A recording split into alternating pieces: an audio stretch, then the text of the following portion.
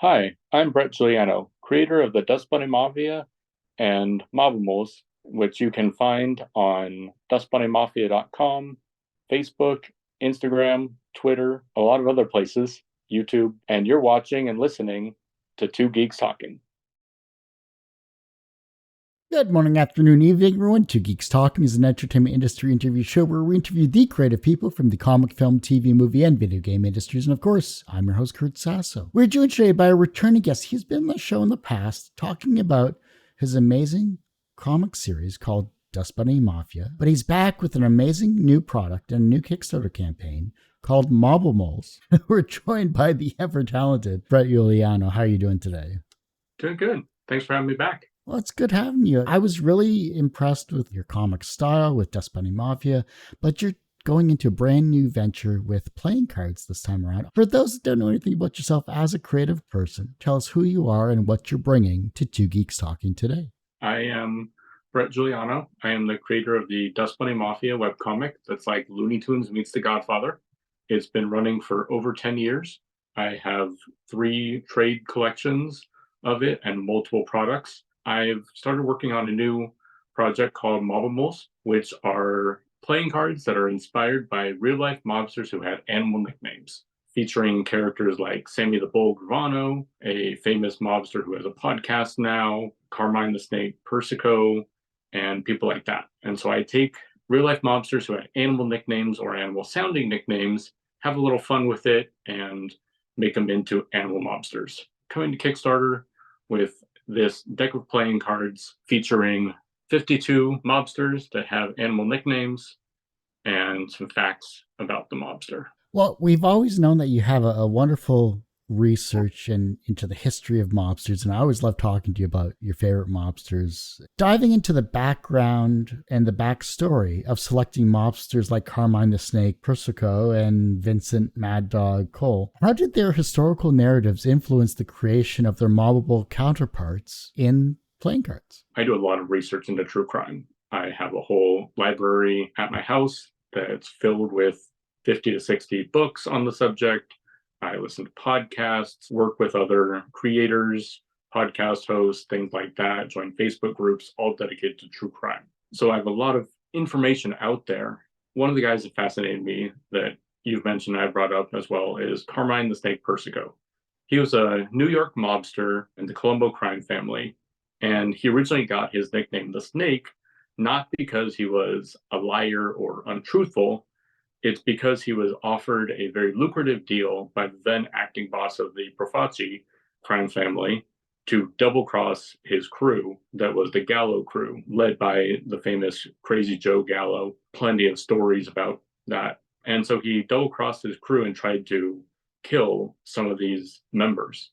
Through that, he was actually called that on an interview by another mobster as he was leaving a courthouse, and the name just stuck. He was also known as the Immortal because he had several attempts on his life, and he walked away from almost everything pretty much unscathed.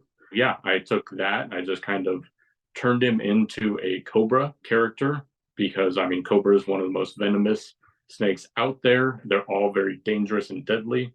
And so I was like, what is, a snake that has the same kind of mythology behind like someone who had the nickname Immortal? Playing card decks have 52 cards. That's a standard when it comes to, you go to Vegas, you got 52 cards, or maybe you're just dealing with the house. We'll talk about that after. But choosing 52 real life mobsters for Mobimals seems like a meticulous process. Can you share the criteria and challenges you encountered in curating this exclusive deck? And how did you narrow down your favorites? I mean, I did a ton of research. I am always reading, listening to podcasts, audiobooks, finding things in Facebook groups in the true crime section, surrounding myself with this passion of mine. I'll run across a name, Nicky the Crow, and I'm like, oh, in the digital age, take a picture of that, upload it to my Google Drive folder. Or when I'm going through and making a comic, I'll do the same thing. I'll find something or I'll hear an audio snippet, grab that information, jot it down real quick, save it for later. Over the years, I've actually compiled a list of nearly 100 real life mobsters who had animal or animal sounding nicknames. And there are plenty of creative liberties taken. For instance, one of my favorite people that I've turned into a Mobimal is called Vincent the Chin Gigante. I turned him into a chinchilla. He was actually known as the Chin as a way to have his guys and his crew not be heard discussing his name on wiretaps. So he would actually have his guys, when they were talking audibly, to reference his chin as opposed to saying his name out loud if they thought the place was bugged. I took that and said, what's an animal that rhymes with chin or something like that? Oh, a chinchilla. So I took him, turned him into this funny little chinchilla with a bathrobe, because the guy was also known as the Oddfather. I think we actually might have talked about him on one of the previous times. Probably my biggest challenge when it came to this stuff was trying to either find enough information or try and get it right. I try and be very thorough with my research. Some people, are very well known. Carmine the Snake is easy to find information on. Vincent Chin Gigante, plenty of information because he was a boss. But Nicky the Crow came out of Philadelphia. It was one line in one book I read. I try and search on Google. I try and go to libraries, newspapers.com. And sometimes you're dealing with cannot find information other than a Wikipedia 2-sentence bio. That's not enough to go on. And so then I just let the creativity fly and be like, all right, active in the 80s, what's some 80s clothing? What object can I incorporate? That was one of the biggest challenges for me. If all goes well with this playing card deck, since there's 52 cards and I already have almost 100 names, I would love to do a second deck and have a opposite thing that would complement each other, like a yin and yang side. You could almost do 52 police officers or organizations in that respect on the other side of things. Who did you leave out of these 52 cards that you really wanted to include, but just it couldn't fit? That's a good one. I did not come prepared to answer that one. All my technologies over, because I'm like, that was not one I had. One of the characters that I didn't incorporate was a guy that was a hitman, a part of Murder Inc. in New York in the 30s through 50s era. He was known as Martin Bugsy Goldstein. So he was a group of hitman and killers that were kind of outside the mob, the mob's go-to, where they would outsource. A lot of mobsters, especially the early 1900s and into the 50s, had the nickname Bug, Bugsy, or some kind of buggy, or some variation on that, which meant crazy, hairpin trigger personality. I've actually used him in some of my based on a true story comics, and I turned him into a centipede as this like big, nasty bug kind of thing you don't want in your house. He's one of the characters. There were so many ways to work with bugs. A lot of people that had that nickname, yes, there are plenty of bugs out there that you can work into things, but I was like, I don't want to overwhelm the deck with like 5 characters all named Bugs.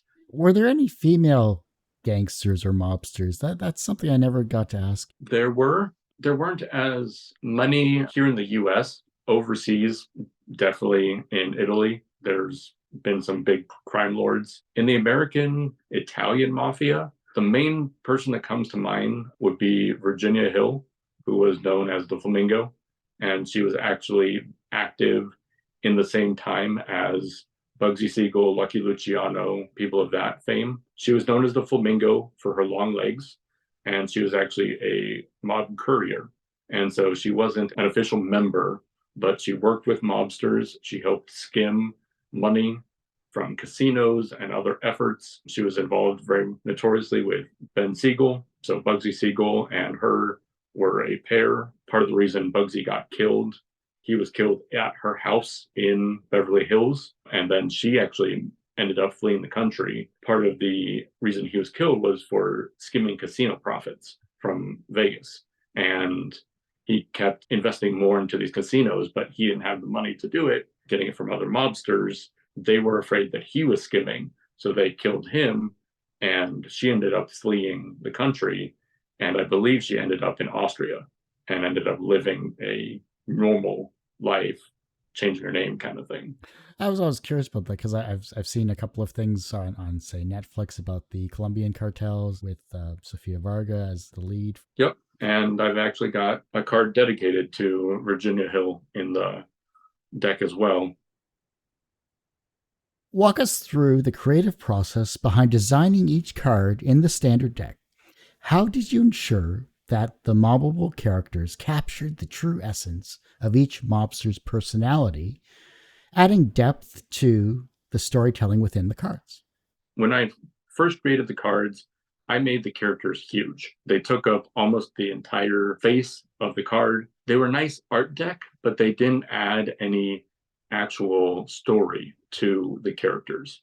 And unlike my comic, Dust Bunny Mafia, that's been around for 10 years, people that are familiar with my brand know the characters. These characters, these real life mobsters, if you're not in the true crime community, will know one or two of them, maybe even a handful. But with 52 cards, you're not going to know the majority of these people or these characters. I didn't like that after I got a proof deck. They looked fine, but they were missing something. So I ended up taking the concept and pitching it to another group of comic artists and creators that I'm part of. And they were kind of a mastermind group. It was a think tank. And I said, all right, I've got this concept. Here's what I've done with it. I'm doing playing cards. What do you think? How can I add something to this? And they gave me some examples. The leader had some ideas of some other decks of playing cards that have been kickstarted and such that had little names attached to them, or like a famous deck that had dinosaurs and it had locations on where bones were discovered throughout the US and Canada, things like that. Took things like that and decided to incorporate those features into the deck. With each card on top, I've got the first name, last name, and the nickname of the mobster. Underneath the mobster, I've got the city or the family, crime family they were associated with. And then I've got the dates of when they lived and died, what they're presently up to for the few that are still alive. It's a great historical deck. You could play war, you can play euchre, you can play whatever with it. Kind of still fits that mafia mobster motif. I think that's amazing. Thank you. What considerations went into this exclusive deck, and how does it enhance the experience for both you as the creator and the backers who secure these rare decks? The last deck that I produced in 2020, I did a deck of Dust Bunny Mafia playing cards, and I printed 150 of them. And it took me about 3 years, but I've almost sold out of the entire run, which was very interesting, very surprising, because most of my shows in 2020, I didn't do any shows because of the pandemic. Now, coming back a few years later, my audience has grown, but it's still not going gangbusters with any of these things. I thought that 500 decks would be a good amount. My goal for this campaign is probably to print about 200 or 250, so I can scale up a bit from the last one. These tie in more history, more true crime, so it has a little broader reach than just my Dust Bunny Mafia deck. But it also allows me to do another run while still holding the exclusive, not doing a huge run that, you can find these in New York to San Francisco. I don't want to get to that. You have your bicycle playing cards. I'd rather have something that's an art deck, something that's fun and functional, but also has a niche to it. It's something different than what we're used to seeing. I like the history aspect. I like your colorful characters are there. I like the fact that you're invested in this because you're passionate about it. I think that transitions to how you're promoting it and what value you're trying to provide to people that are not only back this, but also continue to support you throughout your career. I appreciate it. I was like, all right, is there a question going? Just a comment. Thank you. I like giving things that are quality, and I don't want something just to slap my name on it. I'm very intentional with my products, with my marketing, with my research, especially with the internet nowadays, to be like, oh yeah, these were just copied from Wikipedia and he doesn't know what he's talking about. Let's dive into the technical specs of these playing cards, because I've never designed a product like that, so I have no real knowledge in that respect. But talk to us about the details like cardstock, the size, the print type, finish, and packaging, because I think that's really important to show, like you just mentioned, the quality that you're trying to invest into these. How do these contribute to the overall feel of this Mobables deck? The standard deck with the base card that I'm shooting for right now is S30, which is a professional standard cardstock. It's got a smooth finish, and it's the most standard cardstock on the market when you're talking about playing cards. As for the rest of the details, I wanted to make the cards standard size. Yes, you're not going to take them into a Vegas casino or something, or even a real game. This is, for fun at home with some friends, having some beer, playing cards, guys' night, poker night, that kind of a thing. I wouldn't expect these decks to be used in any kind of a professional manner. But I also wanted it to be standard size, whether they're doing card tricks or they're playing cards with their friends, to be able to handle just like everything else in the mainstream. I've played a game with some of my college friends called Nerds. That's a group solitaire competition. And there was always this one deck of playing cards that someone brought that was in the shape of pineapple. It was the most awkward card to work with, awkward deck. And we always gave it to the people that were the best at the game, just to kind of give them a disadvantage. So in that, I wanted my cards to be standard, to be mainstream. That's the initial size and specifications for the deck. But when it came to the tuck box, I wanted to do something special with it. On the front, I've got the logo and some other characters. On top of it, some details that says real life mobsters reimagined as their animal nickname counterparts.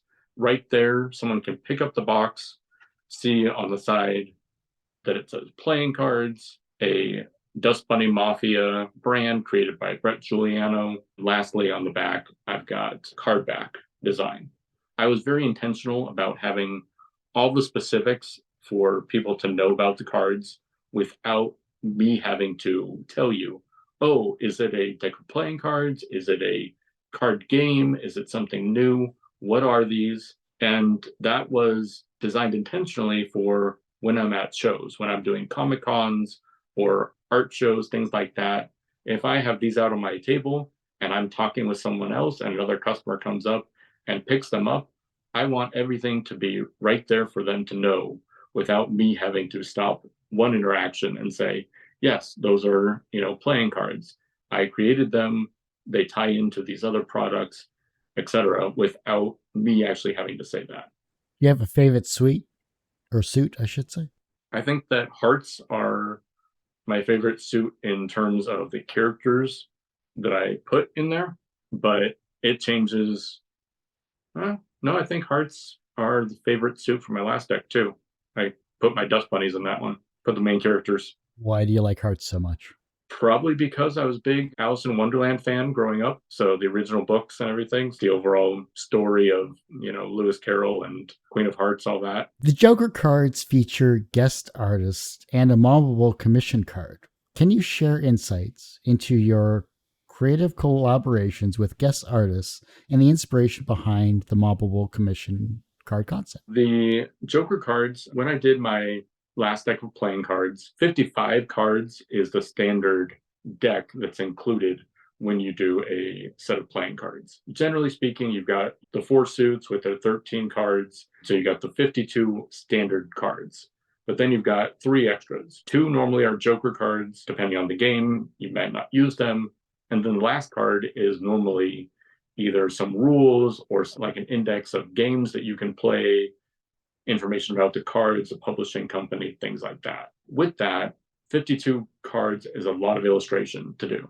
I wanted to vary it up a little bit. I wanted to add something different.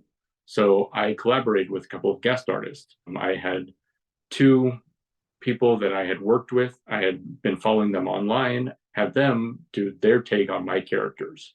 And so I did that with my Dust Bunny Mafia deck, and I loved the response, both from the other artists seeing their designs of my characters on the deck, and as well as my fans. And I mean, it was just fun for me to do. When it came around to doing this deck, I was like, all right, it worked well last time, so I did it again. I reached out to a couple good friends of mine. The first Joker is actually already been revealed. I do that as milestone bonuses in the campaign by my good friend Phil Giuliano, cartoonist that's out of the Twin Cities area.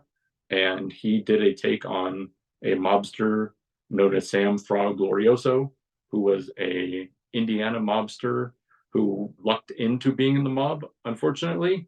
He was a guy who had a gambling debt and he couldn't pay it. The Chicago crew kind of forced him into, hey, you're good with numbers, you're going to start collecting bets to pay off your debt that you owe us. So that was the idea. I love getting commissions. I love seeing other artists and their perspective with my characters. And it's just kind of fun to break up the deck a little bit. I'm excited about this. So you've already gotten your guest commission Joker out there. So who is our second guest Joker? So the second guest Joker is by a Kentucky artist that goes by Jay Hammond. I've actually been following his work for quite a while. Very impressed. He does a lot of variant covers in the indie comic community. And he took on a character that was known as Angelo Buffalo Bill Palmieri. He was in the Buffalo, New York region. I mean, I love what he did with the card. I gave him a brief description of the real life mobster, gave him my character as inspiration, and just said, go wild. Jay and I have been talking offline about some other stuff. He hails from bourbon country. It's been great collaborating with him, and I'm excited to do some other collaborations with him in the future. He already knocked this one out of the park, and I can't wait to see him take my Dust Bunnies on in the future. And then the last Joker card that I did with this deck is a commission card. It is actually a pledge level that you can back, in which you get to commission an animal mobster. I will work with you to create an animal character. We can go through with time period, details, clothing, colors, anything you want that's, family friendly and able to be put on an all ages playing card. So that is actually a commission level that you can back at, and there's only one available. And that Joker card will come up with a name for your character, a location, some dates, and it'll be exclusively printed on this deck. That's awesome. I love it. You have so many amazing perks with this particular campaign, and you're always pushing your creative boundaries when it comes to not only the cards, but your research and what you're bringing forward to the public. And I just love seeing that. You mentioned a couple of products as you were talking about it earlier in the interview, from whiskey glasses to the actual flask to a challenge coin. Let's dive into the challenge coin, because I'm not too familiar with that. And I think that's an actual unique touch for a perk. Can you elaborate on the design inspiration and the decision to limit its production to only 100 coins? How does it complement the mobbable theme playing cards? The challenge coin is actually something that's very big in the US with law enforcement communities and military and things like that. I can't speak to other countries, but that is a big thing that I've seen going to different shows and events with other artists and crafters. There is a friend of mine who's a woodworker. I've used some of his woodworking in my campaigns in the past for my poker chips, where he creates these challenge coin holders, and they actually fit very well with my poker chips. I should say fit in those things. And so the challenge coin is something I've been seeing around. I know it's big in fan communities, offering a limited edition memorabilia piece. With Kickstarters in January, they always do an initiative. So it's a themed month that gives you an extra little promotion if you are doing a project that matches that theme. The theme for January every year has been Make 100. So I decided to do a challenge coin as something that's a little different, a little bit more exclusive, but also something that's almost like a membership card that you could carry with you. I have heard from my fans that my poker chips are very fun because they can fidget with them. I know some people leave them on their desk. They'll have a stack of them. They'll take one into a meeting and they'll just kind of play with it in their pocket or play with it under the table. And it's something they can fidget with that doesn't make a lot of noise. And so I thought a challenge coin would be something a little bit bigger, a little bit heavier, but still inconspicuous. But it's also something that you could take, and with the internet and with social media, someone could take it and post a picture of it all over the world and be like, here's a famous mob hit area of New York. Take a picture of it, tag Dust Bunny Mafia. With the design of the coin, I wanted it to fit with the theme of Bugsy Siegel, early Vegas of the 40s and 50s. So I went with a copper finish on it. It has that antique look to it. On one side, it has the Mobimals logo. And then on the other side, I used the character Ignazio Lupo the Wolf, and I turned him into a wolf. He was a Sicilian-born mobster who came over to America in the early 1900s, late 1800s, early 1900s. He was one of the original Mustache Pete's. He was a Black Hand extortionist that was precursor to the American Mafia. They claim that he had over 60 murders racked up that he was personally involved in by the time of his death. And he was one of the last of the old time bosses before the likes of Charles Lucky Luciano. He was kind of the phasing out of the old mafia into the mafia that everyone thinks of today. And so I wanted to kind of commemorate that in this coin. I'm not familiar with challenge coins. What exactly are they specifically? Is it just for betting? I know that in other groups, like it's kind of like a club, like a membership token per se. And so it's almost like if you come to an event that other members are meeting up at, you would be able to say, hey, do you have your coin on you? And if you don't, they have to buy the other a beer or, some kind of oh, this time you have to buy me X. And it's kind of that thing that you're supposed to carry with you. And which is why it's also really big with military and law enforcement. If you have it on you, if you don't, hey, everyone, he's buying the next round, or, kind of that camaraderie aspect. It shows a family basically. Besides the challenge coin, obviously you're going to have a lot of other exclusive items. You've already showcased a few of them. You have limited edition poker chips. You have signed checks. You have whiskey glasses, handmade plushies. You have the whole everything but the kitchen sink, it seems. What else do we have that we can look forward to supporting with this particular campaign and getting these, besides getting these amazing cards? I love creating a whole experience when it comes to my brand and my projects. So everything is tied together. I'm very focused and detailed, and I want to tell you a story. So whether you're coming to my Kickstarter or you find me at an event, my table is going to present a story, is going to harken back to the old days where police were corrupt, but so was the mobsters. Just have some fun with it.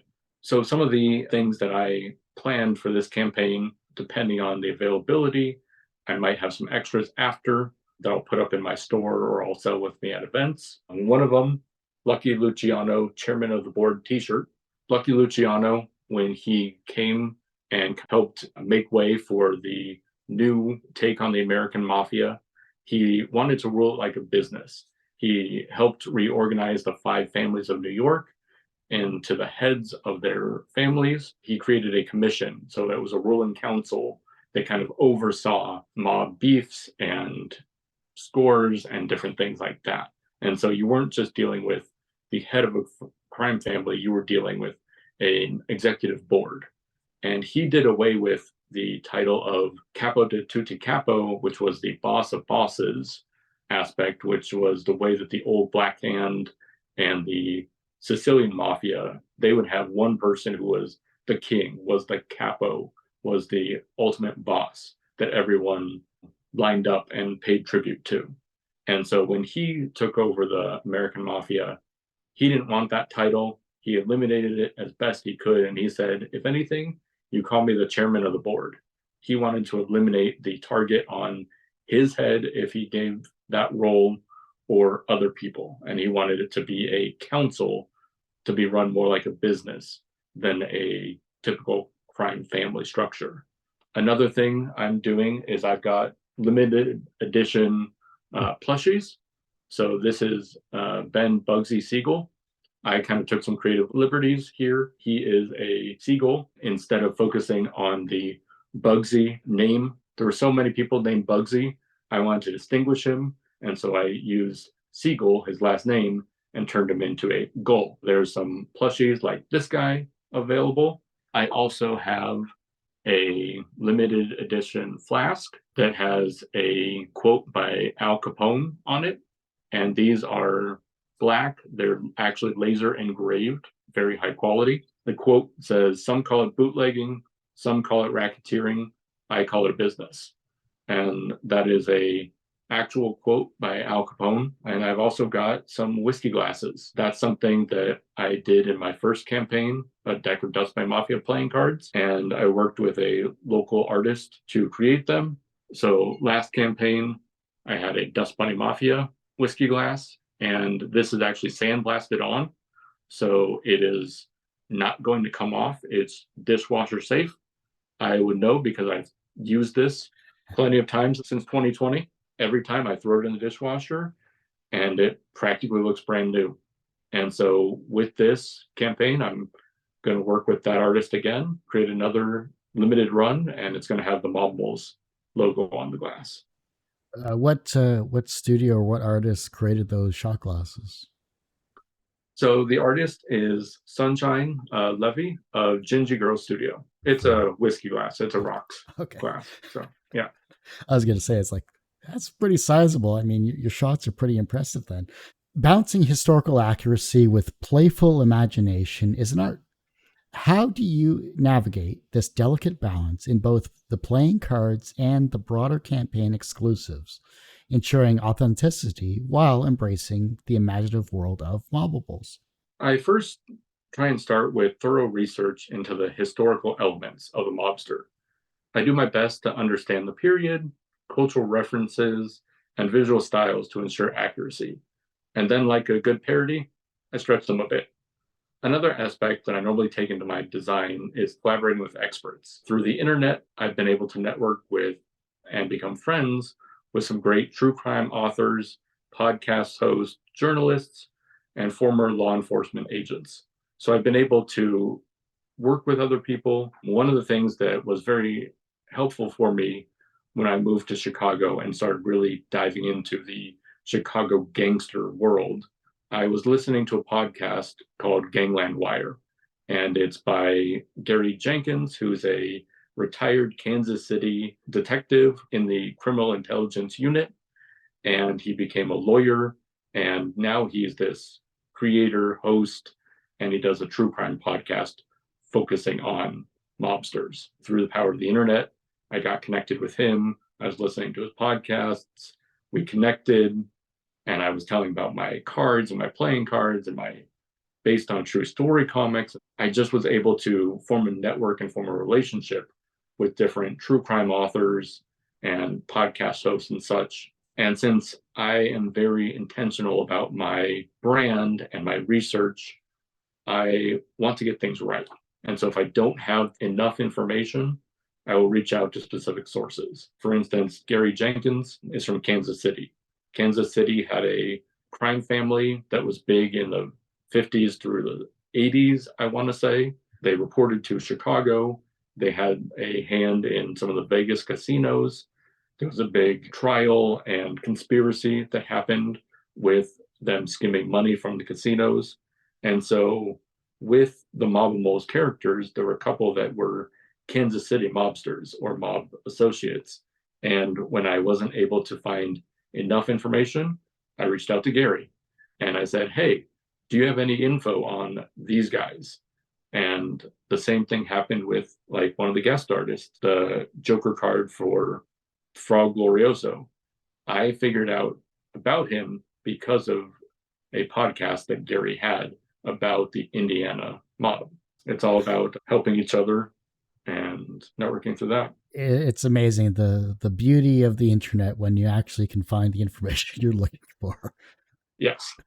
You've had a lot of supporters over the years, and you've had a lot of memorable testimonials when it comes to the feedback from your supporters, especially when it comes to shaping the way your products come about and what they enjoy about them. Do you have any experiences that shaped your current project based on creative feedback or feedback from supporters? One of the biggest critiques from my last deck of playing cards was that the numbers were small and the font was difficult to read on all the cards. Make it kind of standard, and I want it to be easily understandable and readable for kids and adults alike. And so with that, I increased the font size of the actual cards. I made it something that was Art Deco in this one, so they're very easy to read. I didn't want any special flourishes. So you know an ace is an ace. You're not questioning whether is it a 1 or a 7 or anything funky like that. That's one of the biggest critiques that I had in my last deck. So I made those improvements for this deck. Another aspect that changed was, like I mentioned earlier, adding the character info, tying in the real life story, because I wanted the deck to be able to stand on its own. When I first did the Dust Bunny Mafia playing cards, it literally just had number, suit type, and then the character, and that's it. But I had a whole 8-10 years of the comic that people could go back to. They could go back to their books that had the character references on it. You didn't need to know, which character was which for that. But since these ones are tying in a historical aspect, in the last one, I had a little booklet that was, a little trifold booklet that had character names and what card they were on. This time, I wanted to eliminate that altogether. I ended up putting it directly on the card, whether you're just shuffling through it because you're killing time or you're actually playing a game. You can have some fun with it when you're, pulling out an ace of hearts that's Johnny the Fox Torio. And it's right on the card. And, with the beauty of the internet or your phone, if you want to know something about it, just pop it into Google right there.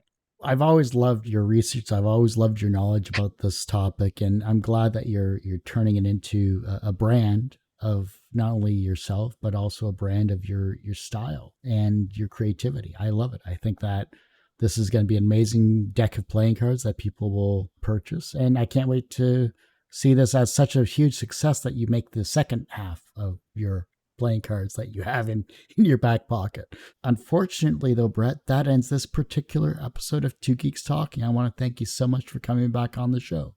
Thanks for having me. It's always a pleasure. And whenever I'm working on my projects, I'm like, when was the last time I talked to Kurt? And then I look back and it's been a year. So I love it. Before I let you go, though, where can we find you? How can we support this campaign and any other websites and social medias you'd like to promote? Dust Bunny Mafia is the main place. So I've got a website, dustbunnymafia.com.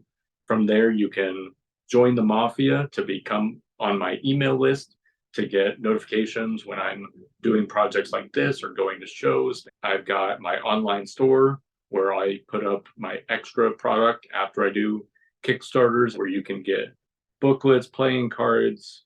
Sometimes I'll offer apparel, plushies, and I'm also active on social media. I'm on, just search Dust Bunny Mafia. I'm on Instagram, Facebook, Twitter, X. The current campaign is going to run until Friday, February 16th. There will also be product, hopefully, if it funds, available on my store. Like I said, that ends this particular episode of Two Geeks Talking. You could, of course, find this interview and 1,000+ others on our website, tgtmedia.com or twogeekstalking.com. That's TWO. Website's going through a revamp because I'm only one person. Go to our YouTube channel. It's a lot more updated. youtube.com/TGTmedia. The podcast is back after 12 or so years. You can find it at twogeekstalking.podbean.com or just search Two Geeks Talking wherever you get your podcasts. And as I say every week, everyone has a story to tell. It's up to me to help bring that out. Thanks for listening and watching on Two Geeks Talking.